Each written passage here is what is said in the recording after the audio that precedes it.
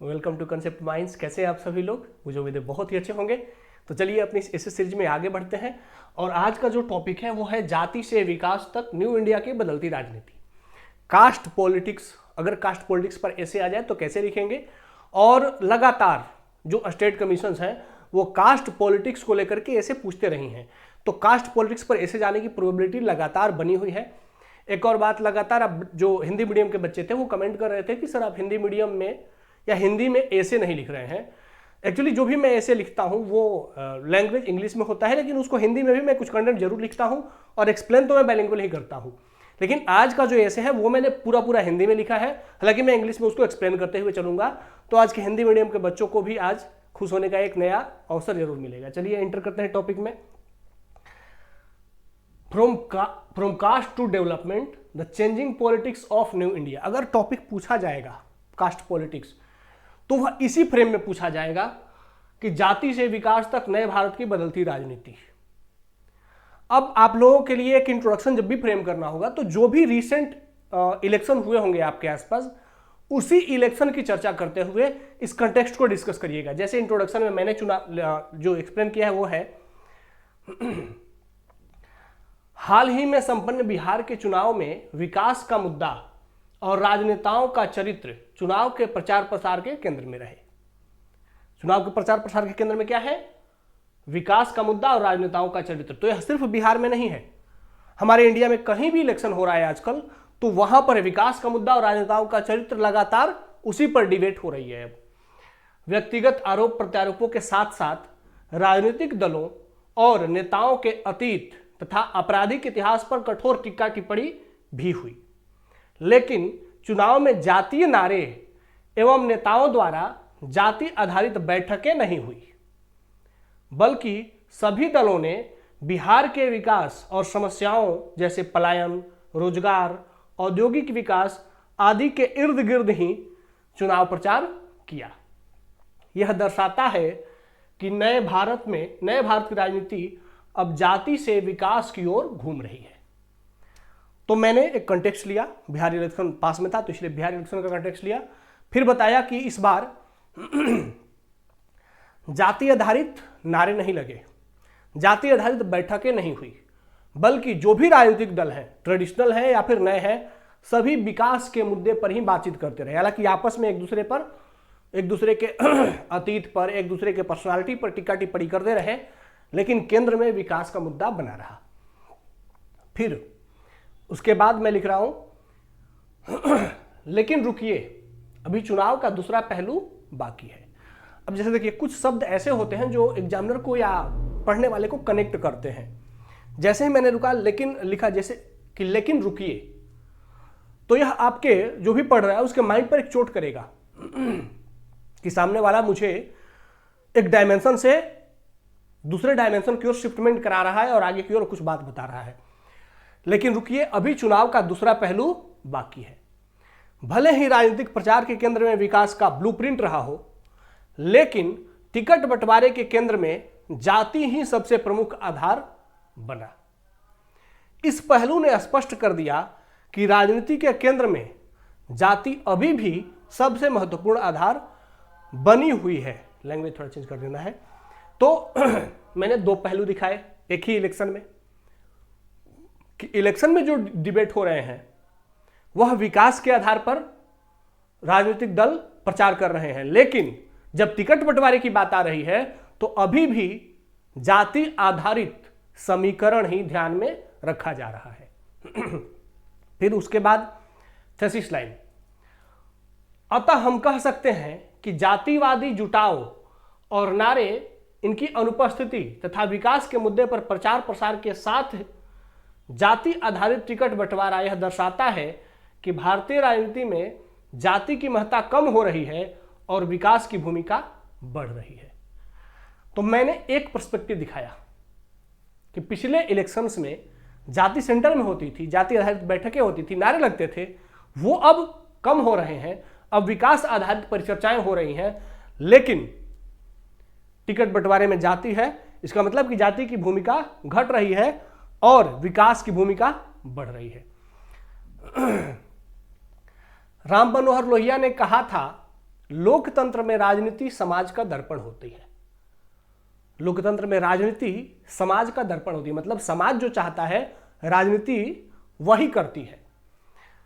और वर्तमान राजनीतिक परिवर्तन समाज के बदलते स्वरूप और विकास की आकांक्षा का प्रतिनिधित्व कर रहा है। इसलिए जो वर्तमान में राजनीति में जो शिफ्टमेंट हो रहा है कि अब जो बहुत सारे जातीय समीकरण पर बातचीत नहीं हो रही है, वह दिखाता है कि अब समाज की आकांक्षा और समाज की इच्छा बदल रही है। अब समाज जाति से विकास को अधिक महत्व दे रहा है। अब उसके बाद मैंने लास्ट का कनेक्टिंग लाइन लिया है। इंट्रोडक्शन यहां तक खत्म होता है। अब यहां से शुरू होता है कनेक्टिंग लाइन और उसके बाद बॉडी पार्ट। आइए इस निबंध में स्वतंत्रता के बाद के राजनीतिक स्वरूप, जाति आधारित राजनीति के उदय का कारण एवं नए भारत के विकास केंद्रित राजनीति के उदय के कारणों का क्रमवार विश्लेषण करते हैं। अब देखिए यहां पर मैंने एक शब्द यूज किया है आइए, तो यह दिखाता है कि आप क्या कर रहे हैं, किसी को कनेक्ट कर रहे हैं बातचीत से, जैसे लग रहा है कि सामने से बातचीत कर रहे हैं। तो अगर ऐसे इंटरेक्शन होता है और आप कनेक्टिंग वर्ड्स से अगर लैंग्वेज से कनेक्ट करते हैं तो पढ़ने वाले का भी फ्लो बना रहता है, इसका भी जरूर ध्यान रखना है। तो अब इस थेसिस स्टेटमेंट में मैंने एक बात बता दी कि अब आगे हम लोग क्या क्या बात करने वाले हैं कि स्वतंत्रता के बाद का राजनीतिक स्वरूप कैसा था, फिर जाति आधारित राजनीति के उदय का कारण जानेंगे और फिर नए भारत के विकास केंद्रित राजनीति के उदय के कारण का भी विश्लेषण करेंगे। ठीक है, तो यह थेसिस स्टेटमेंट हो गया और इसके बाद अब हम बॉडी पार्ट की ओर आगे बढ़ेंगे। चलिए तो बॉडी पार्ट में एंटर करते हैं। बॉडी पार्ट में पहला है ऐतिहासिक परिप्रेक्ष्य, जाति आधारित राजनीति की जड़ें, स्वतंत्रता के बाद से राजनीति की शुरुआत। अब इसको हमने सबसे पहले लिया है 1950 से 1970 तक। आप लोग भी ऐसे ही लिखेंगे, स्वतंत्रता आंदोलन का अतीत एवं नेतृत्व। तो 1950 से 1970 तक जो लीडरशिप था हमारे पॉलिटिक्स में, उसमें से अधिकांश नेता वही थे जो स्वतंत्रता संग्राम में लीडरशिप निभा चुके थे, जिसमें जवाहरलाल नेहरू, लाल बहादुर शास्त्री, इंदिरा गांधी, जयप्रकाश नारायण। अब जैसे इंदिरा गांधी जो थी, ये जवाहरलाल नेहरू का इन पर प्रभाव था, इनका व्यक्तित्व जवाहरलाल नेहरू से जुड़ा हुआ था, इसीलिए इंदिरा गांधी की भी एक्सेप्टेंस बनी रही। बाकी के जो लीडर्स हैं वो स्वतंत्रता संग्राम के डायरेक्ट पार्टिसिपेंट्स थे। ठीक है, अब 1950 से 1970 तक की राजनीति के ये प्रमुख लीडर्स थे, जिसमें राजनीति कांग्रेस केंद्रित रही और स्वतंत्रता का प्रतिनिधि संस्था के रूप में कांग्रेस को लोगों ने स्वीकार किया, इसीलिए राजनीतिक डोमिनेंस कांग्रेस का बना रहा। अगला है स्वतंत्रता केंद्रित नेतृत्व, जो लीडरशिप था वह भी स्वतंत्रता केंद्रित बना रहा। लेकिन इस दौर की सीमाएं क्या रही 1950 से 1970 की, कि सभी वर्गों का विकास नहीं हो पाया और राजनीति में संपन्न एवं उच्च जातियों का वर्चस्व बना रहा। ठीक है, अब आता है 1970 से 1980 का दौर। 1970 से 1980 के दौर में जातीय पहचान का उदय हुआ। कास्ट आइडेंटिटी धीरे धीरे बढ़ने लगी, अभी मजबूत नहीं हुई है, लेकिन 1970 से 1980 में जातीय पहचान का उदय हुआ। क्यों? क्योंकि 1950 से 1970 के बीच की जो पॉलिटिक्स थी उसने सभी वर्गों का विकास नहीं किया और राजनीति में भी जो संपन्न और उच्च वर्ग की जातियां थी उन्हीं का वर्चस्व बना रहा, इसीलिए निम्न जातियों में असंतोष पैदा होना शुरू हो गया और यह असंतोष 1980 से 2000 के बीच और ज्यादा व्यापक हुआ और जातीय पहचान बहुत स्ट्रांग हुआ, साथ ही राजनीतिक परिवर्तन भी शुरू हो गया। अब जातीय पहचान स्ट्रांग कैसे हुआ भाई? तो इस दौर में मंडल आयोग और ओबीसी आरक्षण लागू होने से राजनीति में जातीय प्रतिनिधित्व और सामाजिक न्याय का नया युग प्रारंभ हो गया। मंडल कमीशन और ओबीसी आरक्षण ने क्या किया? ओबीसी जातियों का पोलराइजेशन किया कि वह भी अब क्या करे, सामाजिक न्याय के लिए खड़ी हो और अपना प्रतिनिधित्व खुद करें। उत्तर भारत में आरजेडी, एसपी समाजवादी पार्टी और बीएसपी जैसी पार्टियों का उदय और जाति आधारित सामाजिक न्याय की राजनीति का मुख्य धारा में आगमन हुआ। ये कब की बात हो रही है? 1980 से 2000 के बीच में।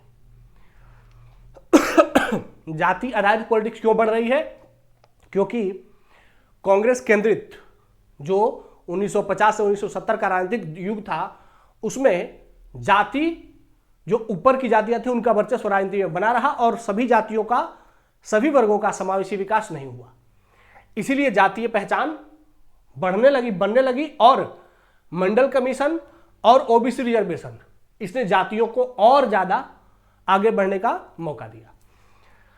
और इसी के लिए उत्तर भारत में जो जातीय राजनीतिक पार्टियां बनी, इन्होंने अपने आप को सोशलिस्ट, मतलब समाजवादी राजनीतिक पार्टी के रूप में, प्रतिनिधित्व संस्था के रूप में आइडेंटिफाई किया, लेकिन इनके कोर में जो इनकी पॉलिटिक्स थी वह जाति केंद्रित बनी रही। अब आता है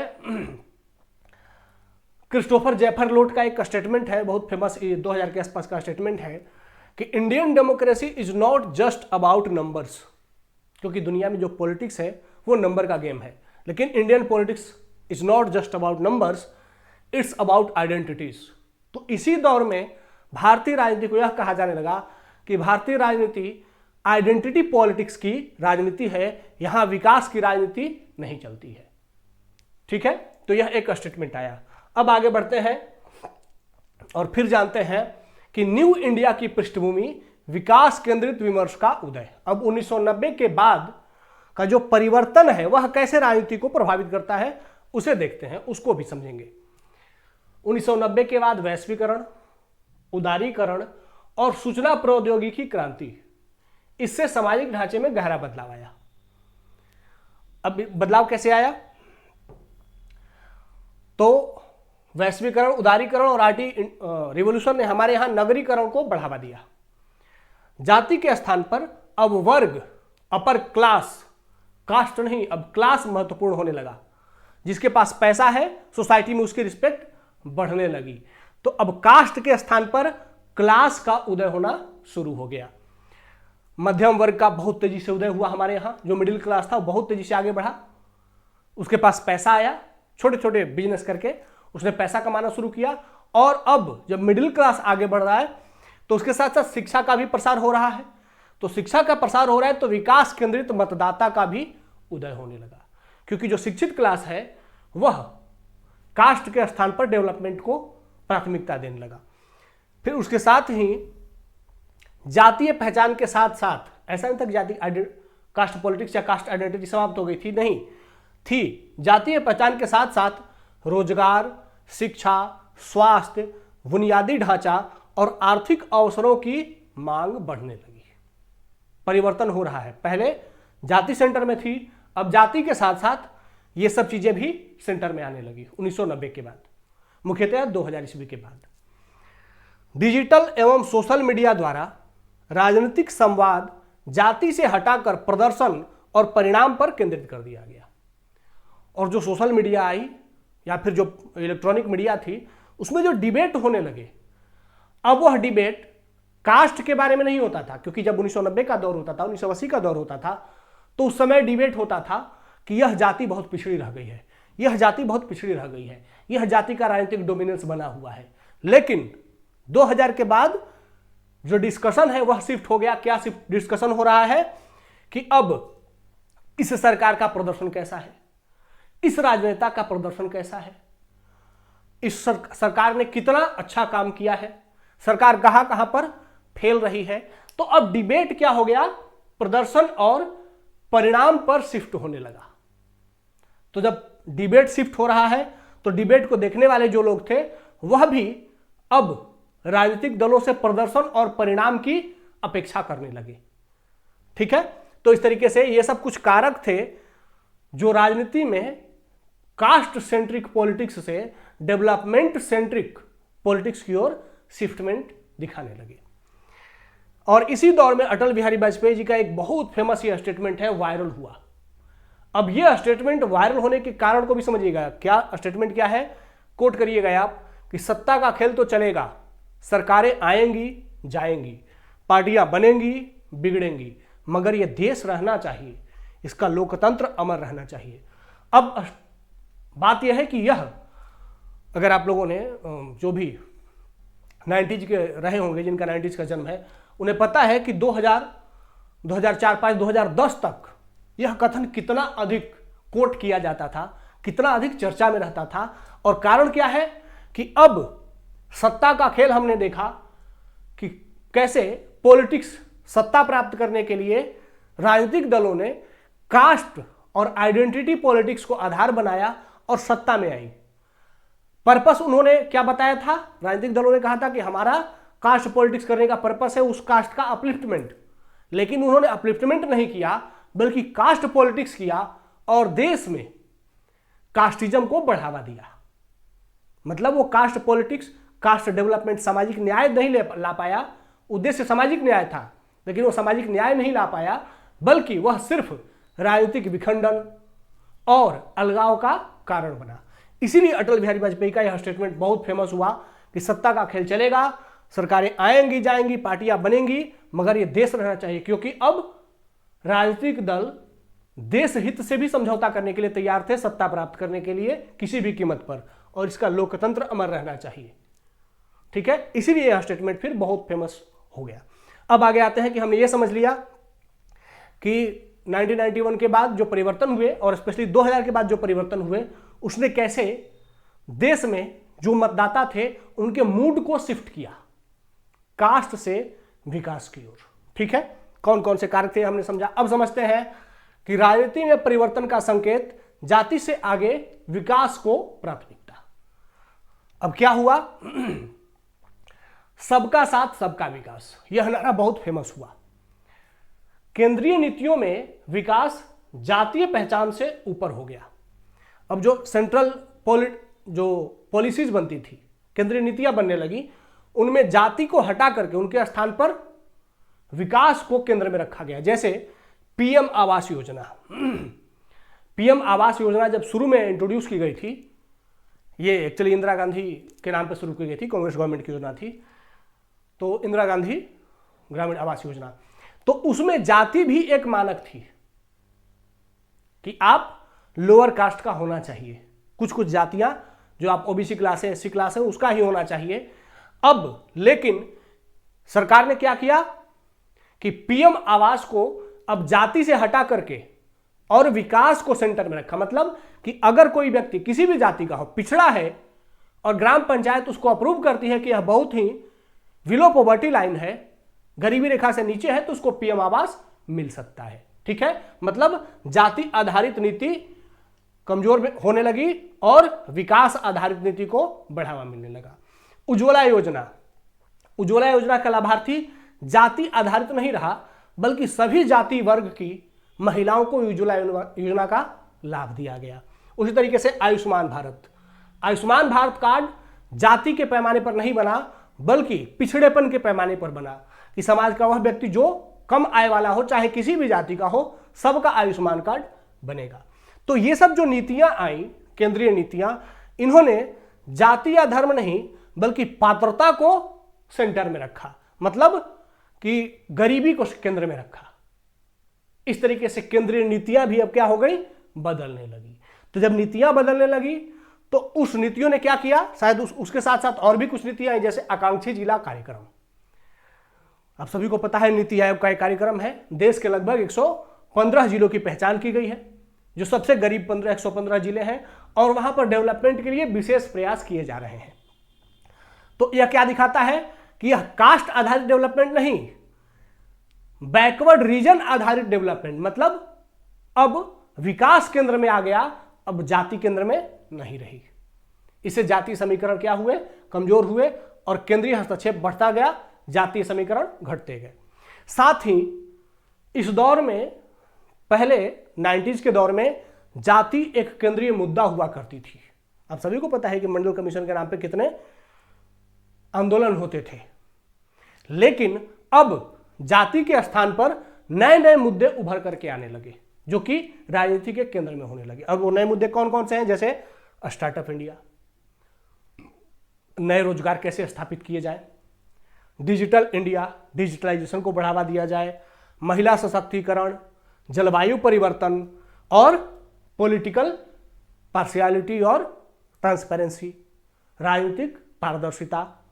तो अब विकास से संबंधित मुद्दे देश के चर्चा के केंद्र में आने लगे और जाति का जो मुद्दा था वह चर्चा के केंद्र से पीछे हटने लगा। इसमें युवा मतदाताओं की भी भूमिका रही है। आप सभी को पता है कि 2025 तक जो मतलब अभी वर्तमान तक भारत की जनसंख्या का लगभग 65% मतदाता जो 65% हमारा वोटर है वो 35 ईयर के एज से कम का है, मतलब वो युवा है। तो 65% भारत युवा है और उस युवा में से भी जो जेनजी जनरेशन है इसकी संख्या बहुत अधिक है। अब जो जेनजी जनरेशन है इनके लिए आधुनिकीकरण, विकास, डेवलपमेंट और स्वतंत्रता ये सब प्रमुख मुद्दे हैं। इनके लिए कास्ट पॉलिटिक्स या कास्ट बहुत बड़ा मुद्दा नहीं है। साथ ही जो युवा है उसके लिए रोजगार, अवसर और शासन का परिणाम पर अधिक ध्यान रहा, न कि कास्ट पर ध्यान रहा। तो युवाओं का ध्यान किस पर है? रोजगार पर, अवसर मिलना चाहिए, जो सरकारें हैं उसका प्रदर्शन बेहतर होना चाहिए। तो युवा मतदाता अधिक रहे और युवाओं का ध्यान राजनीति में कास्ट से हटकर डेवलपमेंट पर रहा, इसीलिए राजनीति भी कास्ट से डेवलपमेंट की ओर शिफ्ट होती दिख रही है। और इसीलिए जाति आधारित राजनीति करने वाले दलों की राजनीतिक स्थिति भी कमजोर है। आप लोग अभी देखेंगे कि जो पहले वही पार्टियां जो पहले कास्ट आइडेंटिटी को आधार बना करके पॉलिटिक्स करती थी उनकी भी पॉलिसी अब बदल रही है। वो भी इलेक्शन में आते हैं तो अब कास्ट की बात कम करने लगे हैं और डेवलपमेंट की बात करने लगे हैं। और वैसी राजनीतिक दल जो अभी भी जाति का या जातीय विभाजन को लेकर के प्लानिंग कर रहे हैं वो सत्ता से दूर है, ये आप लोग समझ सकते हैं। ठीक है, तो ये जो शिफ्टमेंट हुआ इसका कारण क्या था? ये सारे कारण हमने देख लिए कि कैसे केंद्रीय नीतियों से लेकर के नए मुद्दे और नए मतदाताओं, इन सब ने राजनीति में जाति से विकास की ओर शिफ्टमेंट को दर्शाया।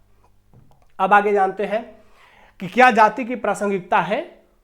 तो जाति की प्रासंगिकता है, जाति की प्रासंगिकता पूर्णतः समाप्त नहीं हुई है। हालांकि विकास केंद्रित राजनीति बढ़ रही है, फिर भी जाति की जड़ें गहरी हैं। अब गहराई कहां दिख रही है? चाहे वो टिकट वितरण हो, प्रत्याशी का चयन हो और चुनावी राजनीति हो, इसमें जाति अभी भी महत्वपूर्ण बनी हुई है। साथ ही सामाजिक असमानता अभी भी पूर्णतः समाप्त नहीं हुई है। तो सामाजिक असमानता जब तक पूर्णतः समाप्त नहीं होगी तो जो जातियां सामाजिक विकास के क्रम में कमजोर हैं उनमें जातीय एकता की भावना बनी रहेगी। साथ ही जातिगत भेदभाव भी पूर्णतः समाप्त नहीं हुए। आपने बहुत सारे ऐसे एग्जाम्पल्स आप लोग न्यूज में सुन लेते होंगे जहां पर जाति के आधार पर भेदभाव की हम लोग समाज में समाचार सुनते रहे होंगे। तो ये सब चीजें ऐसी हैं जो अभी भी जाति के प्रासंगिकता को बनाए हुए हैं। इसीलिए राजनीति जाति को पूर्णतः नहीं छोड़ रही है, बल्कि विकास और जाति के संतुलन की ओर बढ़ रही है। इसीलिए राजनीति ऐसा नहीं है कि जो कोई भी पार्टी विकास की बात करती है लेकिन टिकट के बंटवारे में जाति का ध्यान रखती है। तो यह क्या है? विकास और जाति का संतुलन हो रहा है, बैलेंस किया जा रहा है। ये अमर्त्य सेन का एक स्टेटमेंट है, social justice and economic development are not contradictory but complementary. सामाजिक न्याय और आर्थिक विकास ये एक दूसरे के विरोधी नहीं बल्कि पूरक है। अब ये कह रहे हैं कि सामाजिक न्याय का मतलब जातीय विकास, आर्थिक विकास, सामाजिक विकास। सामाजिक विकास जब तक नहीं होगा तब तक आर्थिक विकास नहीं होगा। इसीलिए सामाजिक विकास और आर्थिक विकास एक दूसरे के विरोधी नहीं बल्कि एक दूसरे के साथ साथ आगे बढ़ने वाले हैं। ये अमर्त्य सेन का कथन है कि जब तक जातीय भेदभाव, सामाजिक असमानता बनी रहेगी तब तक आर्थिक विकास भी नकारात्मक रूप से प्रभावित होता रहेगा। अब आगे बढ़ के जानते हैं कि नई राजनीति जो आ रही है, इमर्ज कर रही है, वह किन किन डायमेंशंस को ध्यान में दे रही है, क्या उसके आयाम है। तो हम जानते हैं कि जो हमारा इंडियन स्टेट है वह कल्याणकारी राज्य की अवधारणा पर बढ़ा है, विकसित हुआ है। हमने राज्य को एक अपने कल्याण करने वाले मसीहा के रूप में देखा है कि स्टेट है जो बहुत सारी बेनिफिशियरी स्कीम चलाता है, हमें अनाज देता है, भोजन देता है, सब्सिडी देता है। तो राज्य हमारे लिए कल्याणकारी संस्था है। लेकिन अब कल्याणकारी राज्य की जो अवधारणा है वह बदल रही है। पहले कल्याणकारी जो राज्य था वह जाति सेंट्रिक होता था कि कुछ जातियों का कल्याण होता था, लेकिन अब यह समावेशी विकास पर ध्यान दे रहा है। मतलब जाति से हट करके विकास की ओर राज्य पहल कर रहा है। दूसरा, वन नेशन वन डेवलपमेंट की अवधारणा बढ़ रही है। क्यों? क्योंकि अब राज्यों के मध्य विकास संबंधी तुलनाएं हो रही हैं। अब चर्चा में क्या है कि दक्षिण के राज्य अच्छा प्रदर्शन क्यों करते हैं, उत्तर के राज्य अभी भी बहुत अच्छा प्रदर्शन क्यों नहीं कर पाए। हालांकि अब के दौर में कुछ अच्छा प्रदर्शन कर रहे हैं, लेकिन फिर भी दक्षिण के राज्यों की तुलना में कमजोर प्रदर्शन रहा है। क्यों रहा है? तो अब चर्चा में यह मुद्दा आ रहा है। तो राज्यों के मध्य विकास संबंधी अब तुलना हो रही है, तो जो कमजोर राज्य है वहां के नागरिक भी यह तुलना देख रहे हैं कि हम कमजोर हैं और दक्षिण के राज्य अच्छा कर रहे हैं, कुछ उत्तर के भी राज्य अच्छा कर रहे हैं, लेकिन हमारा राज्य खराब कर रहा है। तो कारण क्या है? तो कारण है हमारी राजनीति, जो कि कास्ट पॉलिटिक्स करके हम लोगों को आपस में डिवाइड करती रही और विकास को नहीं, बल्कि उसने सिर्फ और सिर्फ अपने राजनीतिक हित की, राजनीतिक स्वार्थ की पूर्ति की। सॉरी। साथ ही डिजिटल गवर्नेंस और प्रत्यक्ष लाभ अंतरण, मतलब डायरेक्ट बेनिफिट ट्रांसफर, इसने भी क्या किया है? डिजिटल गवर्नेंस आया है, लोगों के पास डायरेक्ट ऑनलाइन सारी सुविधाएं उपलब्ध हो रही हैं। और डायरेक्ट बेनिफिट ट्रांसफर, इसने भी लोगों को क्या बना दिया है? या तो आप लाभार्थी हैं या लाभार्थी नहीं हैं, या तो आप लाभ ले रहे हैं या तो लाभ नहीं ले रहे हैं। अब यहां पर लाभार्थी जाति से ऊपर बनकर के आ रही है, ठीक है। तो अब एक लाभार्थी का नया क्लास इमर्ज होकर के आ रहा है कि एक लाभार्थी और दूसरा नन लाभार्थी, मतलब अब जाति के स्थान पर लाभार्थी और नन लाभार्थी का वर्ग बन रहा है, ठीक है। अब उसके बाद आगे की जो राजनीति होनी चाहिए वो क्या है भाई? तो आगे की जो राजनीति है वो समावेशी राजनीति है। समावेशी राजनीति का मतलब कि जाति की असमानता को नकारे बिना, जातिगत असमानताएं हैं इस बात को स्वीकार करो और उसके बिना ही विकास को आधार बनाना इसका अस्थायी समाधान है। मतलब अब वही राजनीतिक दल अच्छा प्रदर्शन करेंगे जो जाति की, जो कमजोर जातियां हैं उनकी स्थिति को स्वीकार करेंगी कि यह जातियां कमजोर हैं, इनका उत्थान होना चाहिए, लेकिन कास्ट पॉलिटिक्स में नहीं होना चाहिए, बल्कि पॉलिटिक्स में डेवलपमेंट होना चाहिए। तो ये दोनों एक साथ बैलेंस करके और तभी भारत को आगे बढ़ाया जा सकता है। मतलब कि विकास प्लस सामाजिक न्याय का मिश्रित मॉडल लेकर के ही हम भारत को आगे बढ़ा सकते हैं। ऐसा करना पड़ेगा राजनीतिक दलों को, वही राजनीतिक दल आज अब सरवाइव करेंगे। नागरिकता आधारित नीतियां होनी चाहिए, पारदर्शी गवर्नेंस होना चाहिए और जवाबदेही युक्त प्रशासन होना चाहिए। अगर ऐसा होगा तो सरकारों की वैधता बढ़ेगी और वही सरकार आगे कंटिन्यू करेगी। अब जानते हैं कि कंक्लूजन क्या होगा इस निबंध का, ऐसे का। वर्तमान भारत की राजनीति भले ही जाति पर टिकी है, किंतु भविष्य विकास पर टिकेगा। वर्तमान पॉलिटिक्स में अभी भी जाति सेंट्रिक है, कास्ट इंपॉर्टेंट है, लेकिन जो भविष्य है वह विकास केंद्रित भविष्य की बात हो रही है, कास्ट केंद्रित भविष्य की बात नहीं हो रही है। तो वह हमारे लोकतंत्र का यह परिवर्तन दिख रहा है। भारतीय लोकतंत्र आज एक संक्रमण के दौर में गुजर रही है, एक कंट्राडिक्शन का फेज चल रहा है, जहां जाति आधारित राजनीतिक पहचान धीरे धीरे विकास आधारित प्रदर्शन की ओर बढ़ रही है। यही परिवर्तन न्यू इंडिया के राजनीति का सबसे बड़ा संकेत है, वोट पहचान पर नहीं प्रदर्शन पर। इसी के साथ आप एंड कर देंगे। देखो, कास्ट पॉलिटिक्स को जिस तरीके से अगर ऐसे पूछा जाता है और जिस तरीके से मैंने समझाया है, अगर आप लोगों ने लिखा तो मुझे भरोसा है कि कास्ट पॉलिटिक्स पर बहुत अच्छा ऐसे आप लोग लिखेंगे। मीडियम आपका कोई भी हो, मैंने कंटेक्स्ट बहुत अच्छे तरीके से समझा दिया है। और अगर आपको यह ऐसे लिखना है तो इस टॉपिक पर ऐसे लिख करके अपने लैंग्वेज में आप लोग कमेंट बॉक्स में कमेंट जरूर करें, ठीक है। तो चलिए आज के सेशन को यहाँ एंड करते हैं, मिलते हैं नेक्स्ट सेशन में, तब तक के लिए धन्यवाद, जय हिंद।